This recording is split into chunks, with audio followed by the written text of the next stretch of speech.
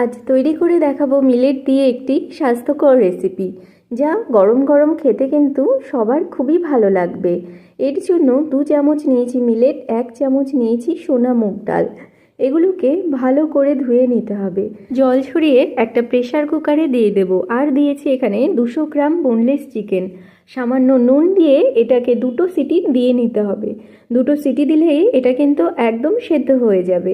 এরপর কড়াইতে তেল গরম করে জিরে ফোড়ন দিয়ে ওর মধ্যে একটা মিডিয়াম সাইজের কুচনো পেঁয়াজ দিয়ে দেব, অল্প একটু পেঁপে কুচি দিয়ে দেবো, গাজর কুচি, একটু লঙ্কা কুচি আর টমেটো কুচি, আর দিয়ে দেবো স্বাদ মতো নুন।